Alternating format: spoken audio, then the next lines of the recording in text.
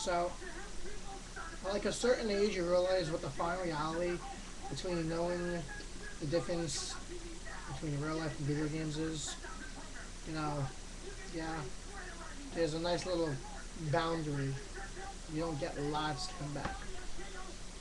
Also, there's a nice level of reality when you also realize that seatbelts is a good thing to wear, especially in video games. When you're in a car with 5 people and you're driving at a really high speed, running away from the cops, and you tend to hit the car in front of you and you realize where the driver is, and you look behind you when he's like rolling on the floor, you know he should have wore a seatbelt, because when you look in front of you, you know you're kind of dead. Shit happens. Come on. Like if you're driving down a road, video game terms speaking, not in real life, and there's a door missing from one side, your certain instinct would be, how about you put a seatbelt on? But, you know, what happens is, you get caught up and, you know, you forget to click the brakes and BAM! Clash the fucking cars in front of you, and you look to the side and your friend's screaming, and you figure out you did like 15 cartwheels out the side of the car and hit a sign, hit a garbage can, hit another sign, and hit the floor, slid across. Yet there's only one thing that sets that difference from real life and reality. He got back up. Now, reality speaking, man, you ain't getting back up. And you know for a fact you ain't getting back up.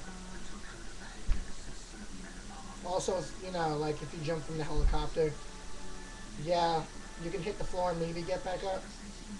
That may be the only thing that doesn't set them aside. But you can cheat in video games. Well, you can cheat in life, but not like that. But, you know, it's funny, especially when, you know, you're playing with someone online and they tend to fall asleep at their controller.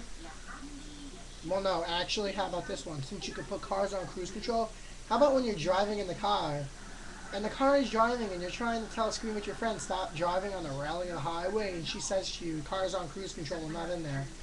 And you look to the side of you and you realize, what the fuck, where'd you go? There's no driver. Either you let yourself crash and jump out. Stupidly enough, I jumped out. And I got hit by another car while I jumped out. Who would have thought that would happen? Yep. Really. Like I said, there's a fine line between reality and video games. And the day there isn't, oh, God bless everyone. Though, you know, you still won't be able to press the reset button. Now, hey, listen, if you could press the reset button on life and start everything over, hell. Don't you think people would be doing that left and right? Yeah. A lot of shit that's happened wouldn't have happened. Hey, but listen, I know we all wish we could live in a video game. It doesn't work like that, though. We wish it did, but it doesn't. I don't know where this came from. I don't know how, why I'm making, actually I do remember why I'm making this video. I'm making it because, you know, after driving in a car in a video game for 15 minutes and realizing 5 minutes later that your friend's not driving and the car is on cruise control for the past 5 minutes, you have to tell someone about it. Because it was the funniest thing I've ever done, actually. Try doing that in real life. You'll notice when the person actually jumped out because you'll hear him scream.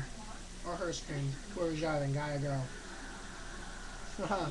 How about this? Why can't Helen Keller drive? Not because she's blind or deaf, it's because she's a woman. Sorry. I don't mean to be sexist. I was told that joke. You don't blame me. Blame everyone else. Yep.